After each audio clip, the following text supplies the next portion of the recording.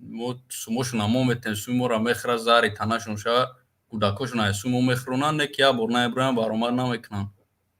اما برادران به یک چیز باید اقرار شد که سعید جعفر عثمانزاده بسیار وقت همین معاش میخوردگیش رو یک کمی حلال کرده میخورد. نه او را نمیگم، نه دیگراش هم میگم، مثلا رویش که خب میکنن هموش سعید جعفر عثمانزاده در رسانه ها در شبکه های اجتماعی صدای سعید جعفر عثمانزاده رو میشنویم.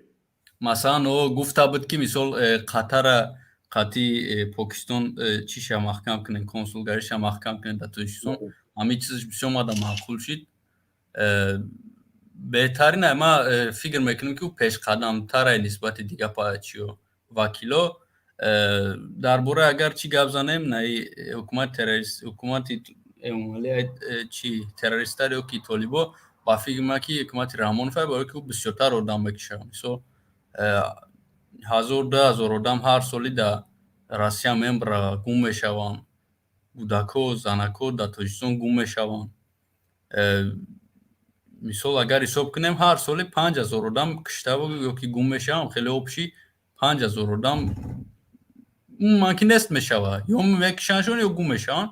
طالبان را اگر حساب کنیم ما فکر نمیکنم که طالبان ممکن در جنگو بکشن، مثال وقتای جنگ چی هر چی باشه سالهای جنگی پیش باشه ممکن هر روز 1000-2000 آدم میمرد، نه که در وقتی مثال چیای طالبان 1000-2000 آدم نمیبره، مثال نه کشتگی نیستن اما باید که طالبان خودم کشتگی نیستن، مثال یک سال در 5000 آدم کشتگی نیستن. برای ما حکومت رحمان فایت طالبان تروریستر میدونم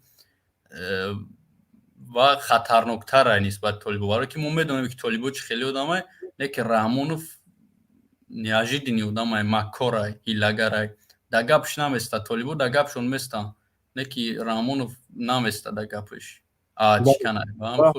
قربان را گوش کنیم برادر سعید جعفر عثمانزاده، قربان را گوش کنیم چی میگفته باشن. قربان سلام علیکم. و علیکم السلام و رحمت الله.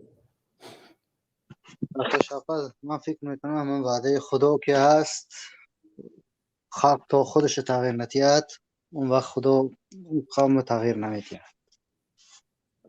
ما که همه وقت خاموش هستیم و هیچ حرکتی نداریم، 100 امامعلی میشه 100 دیگرش میشه، هیچ فایده نداره.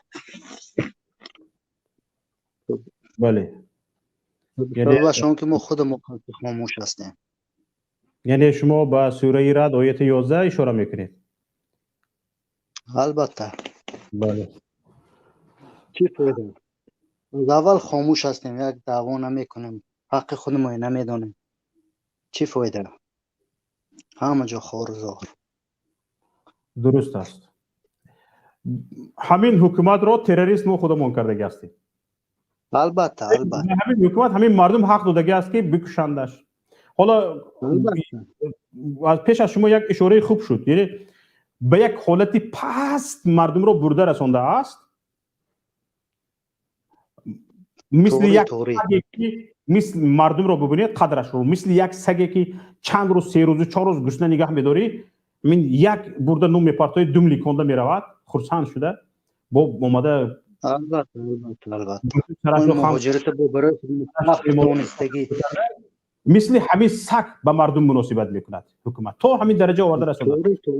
با طلب شکرانه که شما گفتید 6 عدل که زده کشتیان، اونو اما یک حدیث شنودم، یک بچه ما پریود دادن از دیگر عدل، همین 6 عدل با دیگر جاند کار میکرد. ظلم ظالمی که اونجا انجام میشد توقع نکرده خواست او ولید کند خودش، عصبی که بسیار کاری وحشیانه میشد اونجا انده سانی ولید میکرده که شد گشته به جای خودش بموندن.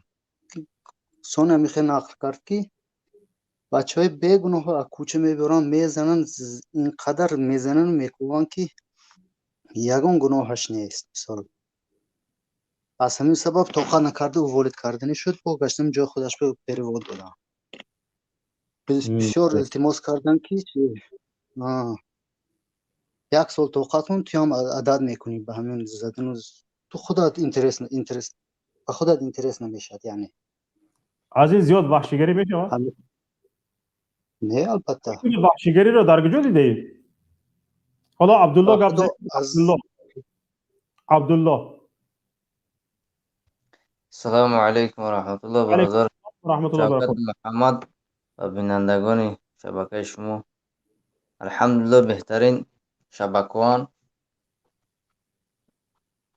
برادر همه اوجا اوگوش دگیان که ظالم دهی کشور خودمو. الحمدلله بهترین برنامه ما شدیم، پس یعنی پیگیری میکنیم. خدا با شکر که خیلی فهمیشی خلق تاجیک بلند شده انشاءالله. من یک چیزی گفتنیم برادر و همین مردم تاجیک که همین برنامه ها زیاده 50-100 هزار بیننده حوج می شود.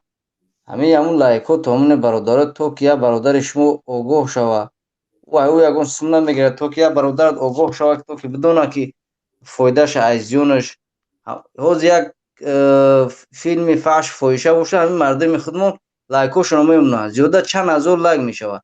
در برنامه های همین مخالفه که زید همین ظالم گپ میزنن، همین برادرها به جای که دستگیری کنه تو که جامعه فساد گم شوه، همون لایک شمونن.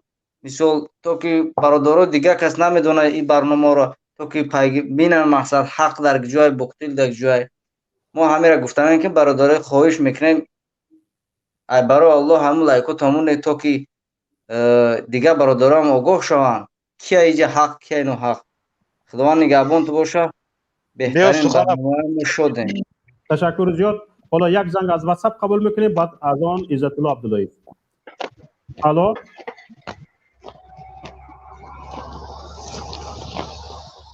الو گوش میکنم.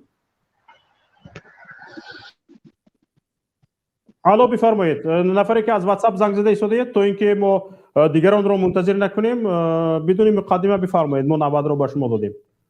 چندین نفر اینجا انتظار هستن. الو گپ بزنید.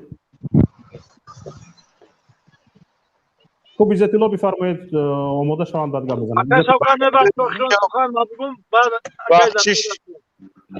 بخشش ما سخن بکنم که ما وقتم کم التماس خواهش میکنم. کی پرسیده ایستاده است؟ الیاس. عزت الله سر جنباندن یعنی اظهار رضایت کردن. بفرمایید الیاس. سلام علیکم با کل برادران. سلام علیکم یک بار دیگه. ما چی گفتنیم که همه شما نه در برنامه گفته که حکومت تاجیکستان امروز ای طالبان وحشتناکتر است یا نه؟ کنش نه وحشتناکتر است. یا آدمای به سلاح در زندان وحدت کشتن قریب 40 نفر. این وحشیگری نیست؟ میبرن ای حکومت امروز چاپلوسا میبرن حکومت پدیشکا میکنن. اینها فیلم های بیویک میبینن و فیلم های پبیگ و همین خیلی ها میبینن. این منصبدارای ما تونی همین فیلم های میرن در اونجا عملی میکنن. یک تجربه میکنن که چخیل فیلم در همین دلاونی رول آرنولد شوارزنگر شده میتونن یا نه؟ ایران یک تروریستی و اکستریمیستی خشم اخی. تروریستی از این یک روی نامردانه ناخلفانه سین یک نفری که دست پایش بسته است در پشت پنجره است یگان از خودش پشتیبانی کرده نمیتواند سینی آن تیرکشایی автомат پرانی او را بیزنی بکوبی.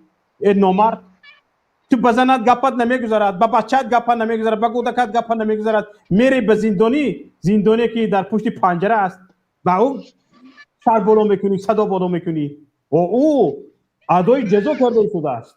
جزایش را دیده شده است. این جزای تو اضافگی است. اضافگی جزا دادن خودش جنایت است. جزای معین شده را دیده شده است. همین باز هم توی او دسترس کردن توی نفری که حالا که دست پایش بسته است به طرفی تو یگان مقابلیت نشان دادن نمیتواند، یگان سلاح ندارد در دستش، تو با او زوری میکنی. همین وحشیگری است. این وحشیگری در هیچ جای دنیا نیست، فقط در کینو میبینی.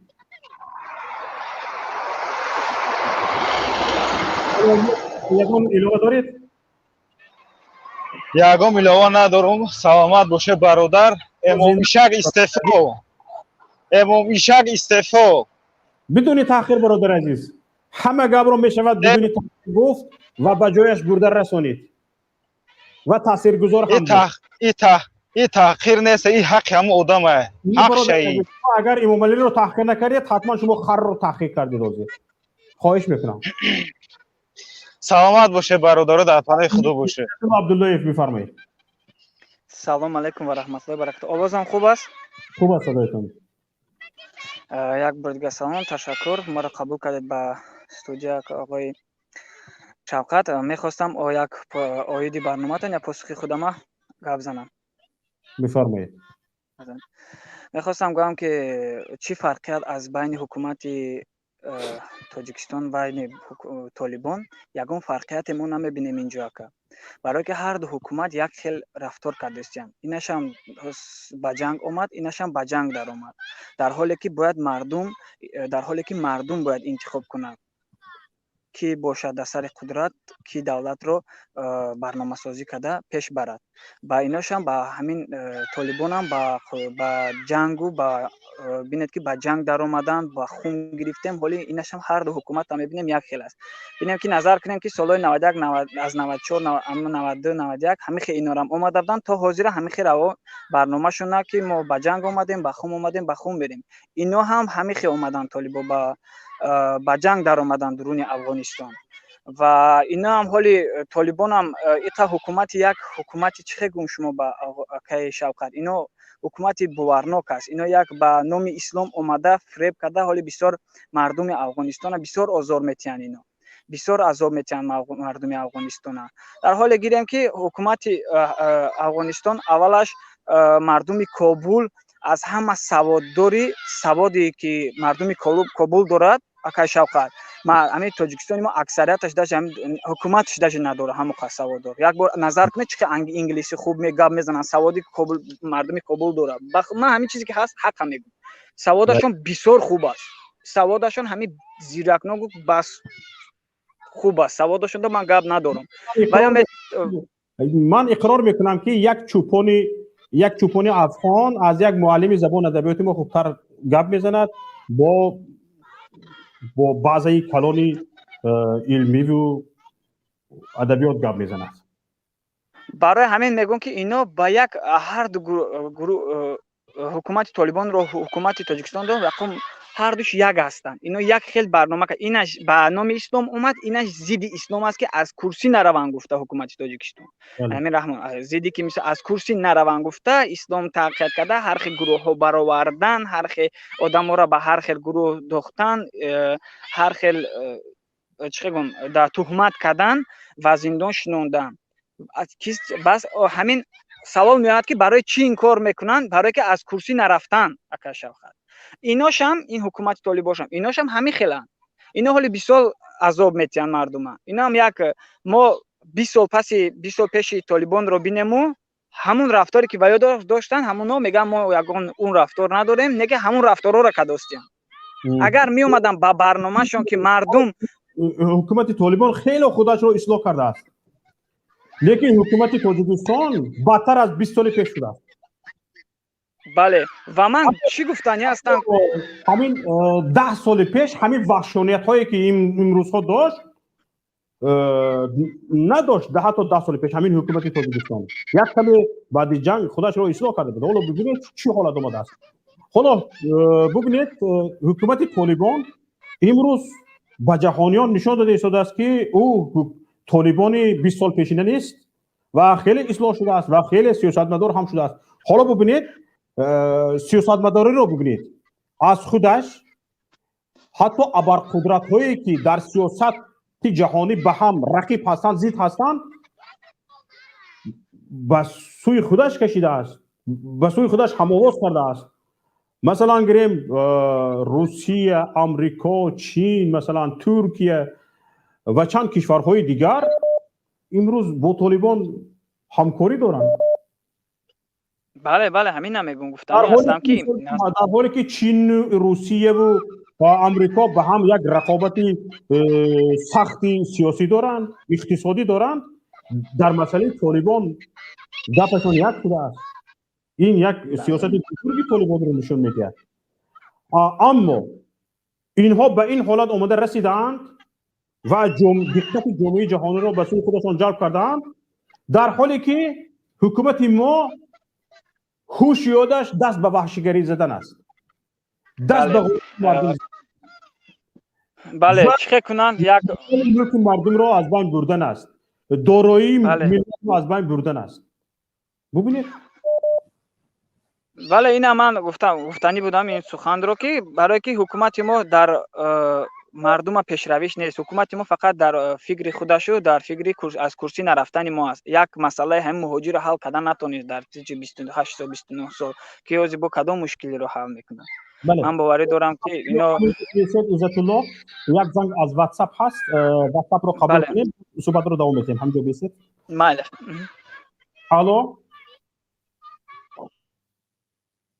الو نفری که از واتساپ زنگ زدید شما رو گوش میکنیم. برادر یا خواهری که از واتساپ زنگ زدید لطفاً بفرمایید. الو ما شما رو گوش میکنیم. الو گپ زنید، حتی نفس کشیتون رو شنیده ایستادیم.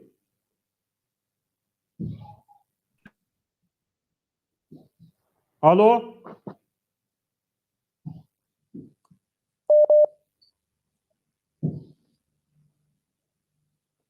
الو بفرمایید، گپ زنید.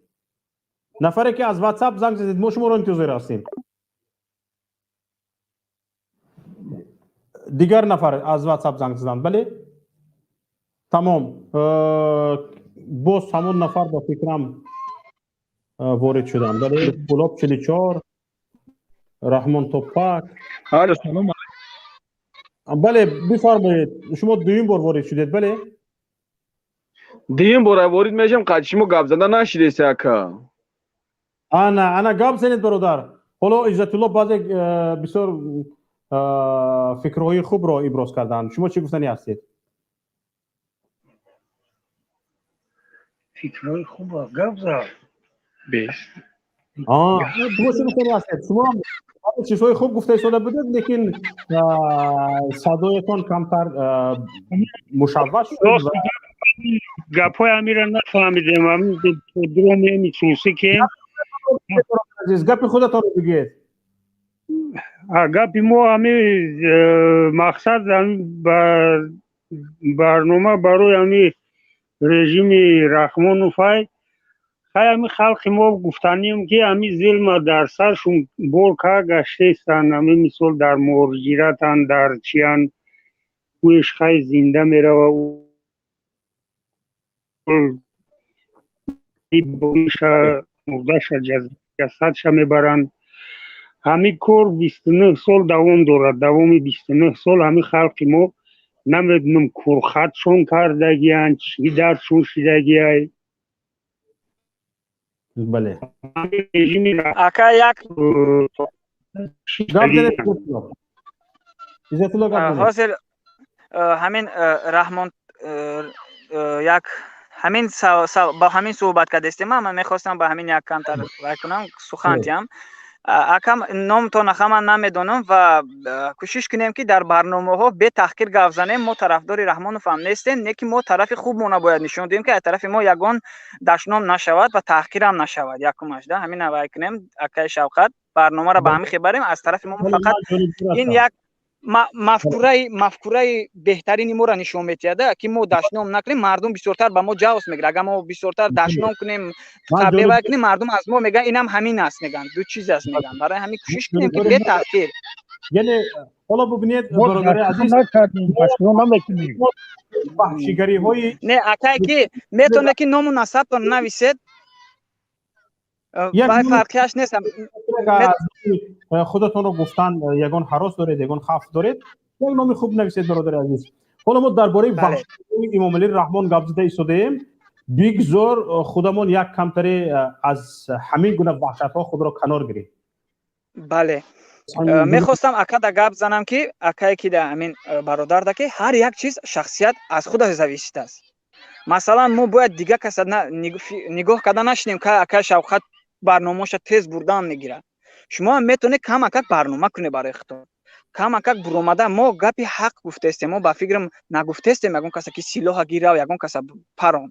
масалан ин як пешравӣ худатона. бо ҳар ман медонам ки якум борда баромаданда дар студия нишон додан худатона камакак озорӣ мебинед, камакак мумкин не ки ин ака Шавқат намегӯяд ки шумо бурои пурра гап занед. ин хатои ҳама вақт ҳама хато дорад. ислоҳ карда мешавад. Баромада суҳбат кунед, баромада савол ҷавоб кунед. ин мафкураи худатона баланд мекунад. ояндада бо фарзандотон ҳам хе мебинад шумо талант пайдо мекунед. ин дар мисол ихе нест ки ман метонам ки ҳозир ман номи худам гирам ким ки дашном нависам ба мардума да сари мардум партам ки мардум мехуд мона калду ягон вай кадян масалан ҷодугарӣ кадян. ин барномара монед равад. бо мегум асри 21 аст. асри илм аст. илма вай надод не ки худат илма омӯз. ҳеҷ гап нест. аз ака Шавқат як бор ду бор тамошо ку суханои ина гӯш мекунӣ, бо да худат ҷумла пайдо мекунӣ, гап задан мафурат бебурӯи суҳбат мекунӣ. ин ягон ҷои вай безер надорад. кӯшиш кунед барои гап занед. тамоми миллат ба гап надарояд, ҳаққи худашро талаб накунад, мо ба ҳеҷ гуҷа рафта надорем. ана ҳамин хел офарин асри 21 фурсат аст. ҳамин хел шароитҳо муҳайё шудааст ки мо гап зада битавонем. حالا یک زنگ از واتساپ اومده است که ببینیم چی گفتنی هستند. الو نفری که از واتساپ زنگ زده ایستادید ما میخواهیم شما رو گوش کنیم. سلام علیکم. و علیکم السلام و رحمت سلام علیکم. شما نازد اینجا امیدوارم شما خوب باشید. موضوع آزاد موضوع ما این است: حکومت امامعلی رحمان وحشت‌افکندتر است یا طالبان؟ حکومت امامعلی رحمان که وقت شده حکومت امامعلی هم سال اول و جای خودش را داشت. دیگه بعد 5 سال اون حکومت تماما یگان حکومت لگیتیم نیست. این حکومت تیم که باید رود مردم توجیه خود مردمی ما برای همه شکنجه و برای همین عطاب تولد شده باشد یا که کوچک بودن این یکو کسبت است. من همچون یک شهروند یک تاجیکستان نیست، دولت هستم، یک ملت هستم، یک وطنم تاجیکستان. برای همون دلم میسوزد. شوکت جان همون بسیار وقت طرفدارای دولت برآمد میکنن شما یک فرصت چون که دموکراسی چیز سطح تاجیکستان در بین دولت‌های نگویم خارجی، دولت‌های بیش استیت در کجا سطح کروپسیونی تاجیکستان در میراث بین الخلقی در چندم جا است. بعد گپ زنن من میفهمم که همه وقت نام تاجیک گفتم خرسند شوم. دولت ما یک دولت پیشرفته است. لیکن من هیچ پیشروی را ندیدم. بغیر از پیشروی همین که همون تاجیکایی که کمتر سواد داشتن، دانش داشتن، یا که ترمه، یا که کشتن، یا که گریخته در خارج زندگی میکنن. بله. مردم حکومت دار یک بار فکر کنید، کمتر ملت دوست شوید، وطن خودتان دوست دارید. و شما نسبت مردم خودتان تکیه ظلم میکنید. در روسیه احوال تاجیکا رو میبینید گریت میبینید. و برای چی من تاجیک بینم باید گریه کنم؟ باید من تاجیک بینم خرسند شود که من هموطنم دیدم. اما میبینیم احوال تاجیکا، زندگی تاجیکا خود گریتون میبیوید. و نخود شما خودتون فرد تاجیکستان تاجیک حساب کنید، نسبت ملتتون هم خیلی رفتار کنید. بله. حالا ببینید این امکان بسیار خوب اشاره کردن. حالا در همین جا برنامه ما رو بسیار نفران که از طرفداران حکومت امامعلی رحمان هستند تماشا کرده ایستادند بدون هیچ شک و شبهه. آخر برادران برادران طرفدارا دمشون نمیبراید. برادران طرفدارا دمشون نمیبراید. میدونید دمشون نمیبراید. یعنی چی کم گفته میتوانند در همین آفتاب رو به دامان پوشیده نمی شود. بله بفرمایید. باید طرفداری نکنه. من یک سوال دارم، ممکن است که شفقتی هم بگوی؟ حاضر امک جان اینجا یک نفر به شما سوال دادنی هستند. کنی سوال که یک سوالی همون کسی کنی بفرمایید عزت الله. میخواستم سوال این بود که چیکار کنیم که همین درد و رنج و همون ظلم را از طور سرمان گیریم. شما گفته در طور سر تاجیک اومدگی همین درد، همین چیکار کنیم از همین بلا ما گریزیم؟ با کدام رفتار مردم به یک پاسخ میداده؟ با کدام شکل، با کدام چیها چیکار کنیم؟ با چی مناسخه همین برنامه کده همین چیزا را گیریم؟ برای یک ریولوشن رو ما دیدیم سال 92. من در دوشنبه، من استقامت کننده شهر دوشنبه، من در همین سطح دولتی کار کردم. افسر مستعفی یگانه اگر ما سیستم را در تاجیکستان دیگر نکنیم، در اونجا یک سیستم کردن در ترکیه و سیستم سوسیالی باشد. حکومتدارا برای مردم کردن، نه اینکه مردم برای حکومتدارا. مثلا نگاه کنید، این یک چیز عادی، جناب عالی را برای من جناب نیست. مردم 92% انتخاب کردن. اور 92% انتخاب کرده باشد، باید نترسیده برو در کوچه گردن. وقتی که رحمان یک جا به یک جای دیگر میرد، قریب همه میلیسیا، همه KGB از قفای همون کس هست. همون الفای KGB و این خیلی فهمیدن ممکن. وقتی که من 92 باید انتخاب کنم، باید من آزاد کردم. اگر ما سیستم را در تاجیکستان ریولوشن در کار نیست، آدم کشی در کار نیست، فقط راه های جنگ جمعیت مردم باید فهمند که این تمام دیگر مثلا هیچ تحصیل ندارن حکومت پیش برد. در دوشنبه پیش یک شهر پیشترین، یکی از شهرهای پیشترین اتحاد شوروی بود. در دوشنبه بغیر از حقاره، دغلی، رفتاری بد، کروپسیا، یک چیزایی که غیر انسانی پیش رفته است. اونها خود همین چیزا رو آدمان نفهمند. همین گفتنی بودن که از روی در همین جنگای شهروندی، جنگای بین تاجیکا یک نماندن که دوشنبه های همش یک شبانم کشلاقی ها را از کشلاق آمده گیرن برارن از دوشنبه. همون وقت اگر همین کار را میکردن در تاجیکستان جنگ نمیشد.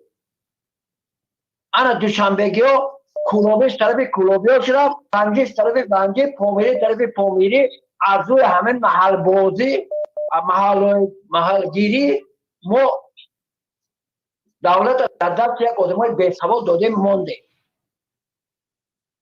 آدمای هست در مقیار دولت یکی باید راه نمیتونن کار کنن. آدم همون وقت کار درست میکند که او آدم آزاد باشه. وقتی که شما را گوین که به این راه بیا، شما آزاد نیستید. شما یکون کار کردن نمیتونید. همه کثافت رسپوبلیک ما در همین که حکومتدارا گویم همون سردار دولت مردم همون وزیر نمیتواند آزاد کار کند. وزیر به کاله خودش کار نمیکند. وزیر به گفتی همون گویم آدمای همه سطح بلند به گفتی باید کار میکند. اون وزیر وقتی آزاد نیست رابط. رابط پروگرام میشن، اما پروگرام خطی کار میکنن. از پروگرام بیرین کار کردن نمیتونه. حتی تاجیکستان ما همین راهبرا قریب رابط هم. یعنی رابط وزیر بله؟ خلاصه برارم ده همین گپ یکر خلاصه برام که همین گپ یکر خلاصه برارم که значит همین برنامه که پیش نرفته تاجیکستان از راهبر دولت بی‌سواد است. همین خیلی است که بله. آخری گپ همین است. همین امکی به یک مسئله مهم داخل کردن خودی 92% آواز گرفتن امامعلی رحمان. یک نفر 92% آواز میگیرد اما پیش از آن که به یگان ناحیه سفر کند همه گندم جو درخت سری راه را میبرند که از بین آن برآمده امامعلی رحمان را کسی نپرانه. در 80-100 کیلومتر امنیتی ها را قطار میکنند، در کوههایش سنایپر ها را قطار میکنند، چندین ورتالیات یک خیل دور زده می ایستد، همین خیل گویا که یک حالت جنگی پیش آمده، به دل مردم وحشت و دهشت را می اندازند. بعد سونی همین وهیما کرده امامعلی رحمان میگوید، بعد چندین باز امنیتی ها، محافظگرها و هاکذا لشکرها با چندین نفر دیگر، همین نشانگری آن است که پرزیدنت رئیس جمهور یک کشور که میگوید به تنجی امانی آسایشتگی کشور شکرانه کنید، به همین تنجی امانی آسایشتگی کشور خودش باور ندارد، خودش باور ندارد، اعتماد ندارد که کشور تنج است، امانی است، آسایشتگی است، امنیت پر تامین است، خودش باور ندارد. اگر باور دارد در کشورهایی که امنیتشون تنج است رئیس جمهور به ولسپید میگردد. من سروزیر کانادا به ولسپید میگردد برای اون که میدوند امنیتش با امنیتش کسی تهدید نمیکند. جاستین تریودو بود به فکرم اگر خطا نکنم. امنیتش سلام علیکم رحمان. حالا برادر عزیز ان شاء الله عذر میخوام که شما را انتظار کردیم. برای همین پرزیدنت وقتی که باور ندارد که امنیت در این کشور تامین است، لیکن از 100 گپش 99 گپش شکرانه کنید امنیت آسایشتگی تنجی امانی باشد، به یک تو فلان قدر محافظ خدمت میکنند، هر یک سفارت فلان قدر محافظ 200-300 محافظ از پشت گرفته میگرده، چند ورتالیات در بالای سر میگردد و چند نفر دیگر سنایپر به کوه ها تقسیم میشوند، به بالای بامی خانه های مردم تقسیم میشوند. امنیت آسایشتگی همین است. خودت باور نداری، به دل مردم وحشت میافکنی، میترسونی، بعد میبیایی. حالا سیستولیان. سلام علیکم اکا. و علیکم السلام و رحمت الله. سوزه شما سلامتتون خوبه اکا؟ و علیکم السلام و رحمت الله. اما که به صحبت شما تشکر میکنم. اینجا چند نفر منتظر هستند بخواهند صحبت کنند. از واتساپ گپ زدید، بسیار صحبت های منطقی کردید، به شما تشکر زیاد. شید مونم واتساپ مون گپ زنم من پاتوم گپ میزنم برات. مالش بفرمایید. سیستولیان بفرمایید.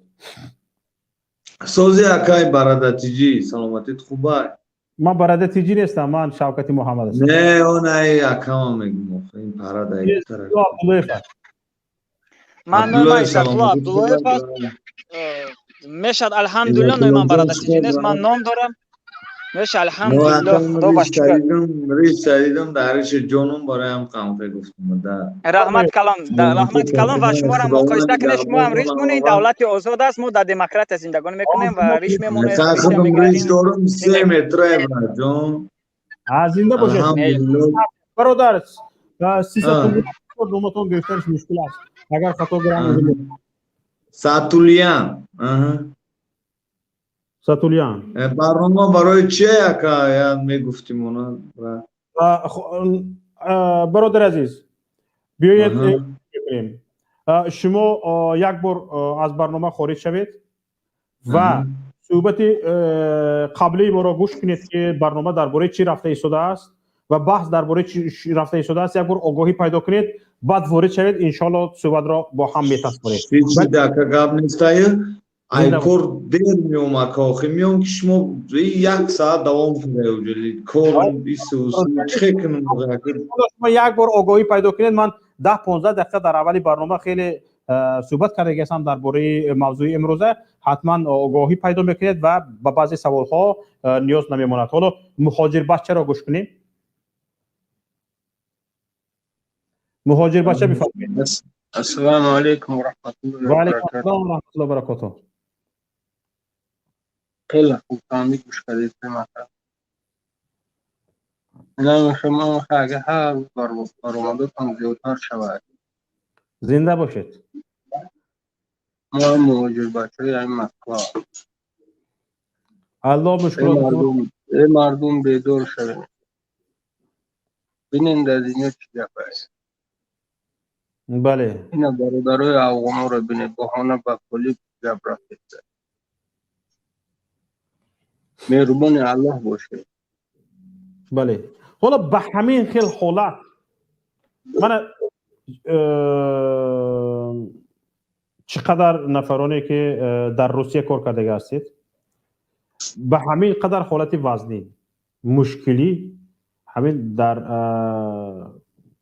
کشورهای روسیه و اینجاها هرچند بگن در افغانستان در امارات متحده عرب در ایران در امارات متحده عرب در بعضی کشورهای عربی افغانهای مهاجر خیلی زیاد هستند لیکن بگن که خیلی خودشان رو احترام کرده کار میکنند همون افغانها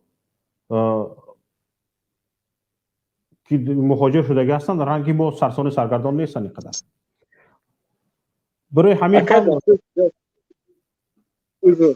گپ زدید برادر حضور در پیش سخناتو حضور خوبت دوام دید بعد سخنم رو دوام دید من شما گپ زدنی هستید صداتون خوب نمیاد برادر عزیز میگم مدتی خیلی این مهاجر شدن اینجا عیبش یکمش حکومت خودمانه دیومش هم شورش همینجا سر شده است بله 20 سالی نکوزی طالبان را بینید 20 سال جنگ کردن روسیه را بینید 20 سال خلق فریب کردن تاجیکستان را بینید 25 سال 29 سال خلق فریب داره نکو یک فرض یک فرض کنین که در دنیا چی گفت ای مردم بیدار شد میخوان صحبت کنم بالا بردارید کبونین چی میگه خودشان این که صحبت کرده بودن حالا اول کلوب 44 رو بشنویم بعد کلوب 44 بفرمایید برادر عزیز اکا شوقت گفته که برنامه ما را در تاجیکستان تماشا کن برنامه تر وزیرا کو لایک موندگان بخدا کو اجدار نگه که بر اگون گپ میگن یا نمیگن همین رو گپ هم بخدا برنامه همه برنامه را خچون در تلفنشون لایک موندگان که سابشه ما در بیا حالا چند نفرشون هستند در برنامه گپ نمیزنن برنامه رو از اول گوش میکنن تماشا گوش میکنن زنگ میزنن نیم شب زنگ میزنن همه رو خوابونده به یک کنج برآمده زنگ میزنن تو در برنامه اول کمتر گپ میزنن برنامه تماشا کردم این خیلی است و خیلی است به اینجاش این خیلی ملاحظه دارم اینجاش نمیگفتی وایجاش نمیگفتی اینجاش این خیلی میکردی ها هو هه گفته مجبوری که 10 منوت 15 منوت نصیحت گوش کنی برادر کمبغالو کو لایک همونه نترسین بختن وزیرو همش میمونن که ما را کو اگون گپ میگن یا نمیگن همین کاتا کاتا تو پرزیدنت خود لایک مونده که بعد پیش سابشن یکم بیا که گوش کنیم که چی میگم یا کشاوقات چی میگم برای من برادر لایک همونه نترسین هیچی بجقش گپ سابشن میاد گوش که تمام دامون خداوند میخواستم یک برای مهاجرت هم سخن گویم بله عزت الله بفرمایید داده که خدا نگهبانتون بله برای مهاجرات چی گفتنی هستم برای مهاجرات گفتنی هستم که زیرک شوید گفتی ورسو شستری شوید عقلتان در جاتون بیارید کوشش کنید فرزنداتون یک مقدار روی فرزنداتون خونن و از طرف علم شوند عذاب هم کش خودتون بیاید نسل نورسی ما خوب کلان شود با علم با اختصاص با علم همین نسل نورس مونه به یک جور رسانیم بیاید همین کوشش کنن مهاجران مایل است عذاب کشیده است همین است بوده است که عذاب نه که همین کوشش کنن فرزنداشون خونن همین هم میخواستم که گوان که خونن باز خوندن گیرن همین سوادی خوب گیرن کوشش کنن با معلمای الوه میدونم که مثلا در مکتبای ما هازی معلمای ممکن که خوبم ندونه که با الوهگی گیرن طریق اینترنت با یک درسای خوب گیرن که کودکای همین فرزندان ما اکای شوقت کم اکا با سواد و با علم و همین دیگه تاجیک با کوشش کنیم نسل نورسی خودمونه اینا حکومت هم نتونست نه که در دست خودمون هم هست است که برای که جهان نازی در علم ما تاجیکستان ما با علم برای علم وای دارد محتاج علم است اکا برای کوشش کنیم که جوانای ما خونن اکا جان کوشش کنیم دوایی هم ما یک وقت کنیم که خونن فقط خود پداگوگ خود университет را خونن همین خوب خونن گوان که فرزنداشون گوان فکری دیگر مهاجرت نکنید فکری رسید فقط فکری خوندن نکنن که یک سواد کافی گیرن و برای تاجیکستان ما آینده دا شینن و با سواد و با ارکیتکتور و همش از خودمون برای و با دیگر دولت هم میدونه مهاجر شدن بعد چی خیلی وریانت مهاجر شدن با ارکیتکتور با مثال با دکتر با یگان جی مهاجر شدن که فایرات چون کنن مثلا از ارکیتکتور کلان که برام از تاجیکستان دعوتش میکنن میاد انگلیس میاد اینجا از دولت ترقی با علم رفسوده است برای همین من در برای مهاجرا گفتنی هستم با این گفته شما موافق هستم اینجا ببینید از یک عائله 2 3 4 برادران کور میروند پدر 2 3 فرزندها کور میروند و مهاجرت میروند در اونجا در بینشان یک جوان 18 ساله 17 ساله 19 ساله هم وجود دارد او بیچاره را هم با همین کارهای جسمانی سخت کار میفرمایند و گفتی چیها این روحیه او را میشکنند به همین کارهای پست وقتی که به همین کارهای پست میفرمایش روحیه شکسته میشود بعد او را دیگه نمیتوانی روحیه او را بلند کنی و بگویی که تو باید در این دانشگاه بخونی کسب بیاموزی متخصص بشوی این چیزها رو دیگه وقتی که روحیه‌اش را شکسته شدی دیگر به او این گپ‌ها رو فهمانیده نمیتوانی برای پیش از آن که یک نفر را به این گونه کارهای وزنین بیاندازیم ببین در بین پدر و پسر و برادران 4 نفرین می 3 نفر بگذار کار کند 1 نفر تحصیل کند 3 نفر بگذار کار کند 1 نفر بگذار تحصیل کند اقلا از درونی یک عائله 4 مهاجردار 1 نفر تحصیل دیده باید بشود نه اینکه فقط همه مهاجر و باید باز هم یک مقدار مبلغ را به تحصیل کودکان به تحصیل فرزندان باید جدا کرد و حالا امروز ما ببینید در ما مهاجران به ما بسیار مکتوب ها میباید مهاجر به پیوه پول مییابد این رو هم تام بگیریم برادران عزیز مهاجر به پیوه پول مییابد وقتی که از تاجیکستان به دفتر پول طلب میشود به دفتر به کتاب پول فرستو میگه 1 ساعت من اینجا مرده کار کرده ایستادم پول از کجا ایستا صبر کن پول خزائن تیاد و هاکازای دیگر لیکن همین سر میخزد با پخمیل پول مییابد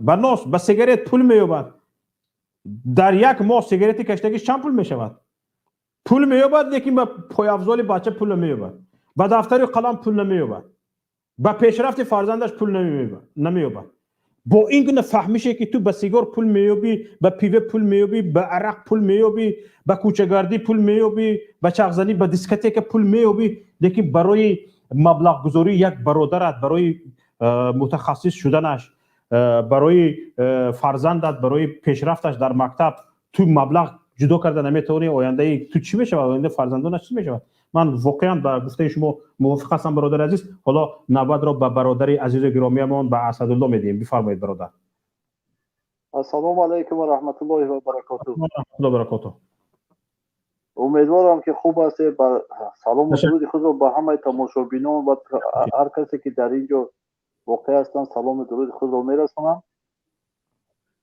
موضوع ما این است که حکومت رحمان افکانتر است یا طالبان یعنی تروریست کدومیش بله درست قید کردیم ما همین را به خاطر همین من در آمدم کمی گفتنی دارم اگر امکانیت اجازت باشه درست قید کردید که این همه برعکس است طالبان حالا در افغانستان همه کسایی که 20 سال مبارزه کردن همین مثال مقابل همین طالبان زدن کشتن طالبان چند قدر نیست و نابود کردن همه او را عفو کردن همه او را از برای خدا عفو کردن از برای ملت خودشون عفو کردن که ملت ما دیگر تخمش نیست نشود در اینجا خیلی خوب قید کرده که این پلید این امامعلی رحمانوف خیلی هم ترسیده است که مثال همین تاجیکستان اکثریتش 70-80% دیندار و مثال عقیده خوب داره، میخواهد که در یک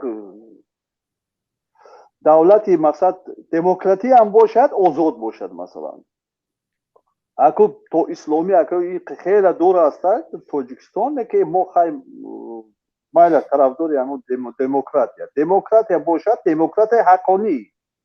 خیلی که در خارج مثلا میبینیم ما خیلی دموکراتی در حق هست، مثال یگام رشوه‌خوری نیست، دیگر پاره‌گیری نیست، دیگر کشتار نیست، تجاوز نیست، امنیت نمیخواهد دولت ما نمیخواهد که تنجی و آرامی باشد. برای هوای این همی همه پیرگوار و این همی قدر خیزانده است، مردمی کلاب و بچه های کلاب، این همه این همی ایغوا و این همی علاو پیشکنیه.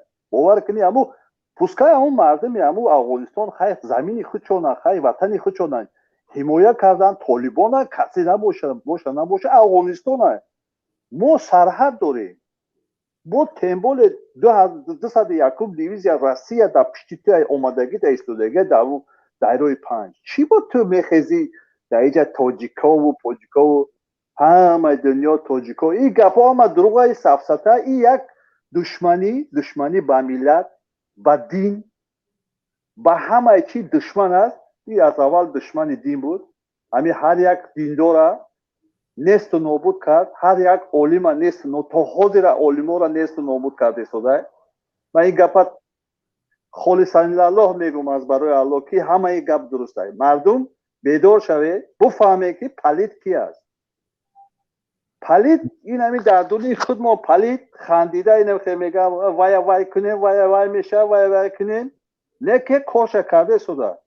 مردم مایده نیست کرده است. تا حتی در خارجی ها در مسکو و در اروپا اومده نمایندهش اینجا در الان مونده است، همه را شور انداخته است، گنده کرده است. پلیسای در دیگه حکومتی مثال آلمان اومدن اون یک کثافت دیگه است. هیچ کار کردن نمیتونه، هیچی از دستشون نمیاد، فقط خودشون هم بد میکنن. تمام این مردم میدونه، این مردم اروپا و امریکا و روسیه چونه نه که اینا میدونن که خودش یک دیکتاتوره. بله این باور نمیکنن دیگه. شوخی جان صحبت رو طولانی نمیکنم. مرحمت باز یگام نفر باشد. زنده باشد. بله اکای اسدالله من میخواستم یک سخن کنم اکای شوکت اگر حالا به دقت شما رسونم که برنامه ما در شبکه تلویزیونی ماهواره‌ای پیام تیوی در حالت پخش است، در ماهواره یوتیلسات. حالا در این ماهواره بعد از 3 دقیقه همگی از شبکه یوتیوبی از دو تیوی برنامه سوالی روز سر می شود. برای همین کوشش کنیم که به وقت آنها ظلم نکنیم و در وقتش تمام کنیم. دودربک چی گفتنی هستید برادر عزیز؟ بعد دودربک هستید شما؟ نیستند. عزت الله بفرمایید. اینهایی که این مورد مجدد کنید من به شما سخن داده بودم، انشالله در برنامه های دیگر با سخنتون میتونم. تشکر به شما. سلام علیکم. دودربک بفرمایید زودتر فقط. صدای من خوب است؟ صدایتون خوب است، بفرمایید.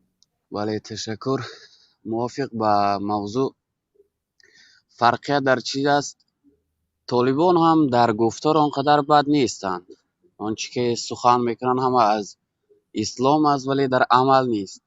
در عمل تماما یک ترورند و حکومت تاجیکستان هم همین است. در سخن زیبا سخنند ولی در عمل خیلی بد هستند، از ترور هم بدتر هستند و این معلوم است برای تمام مردم تاجیکی.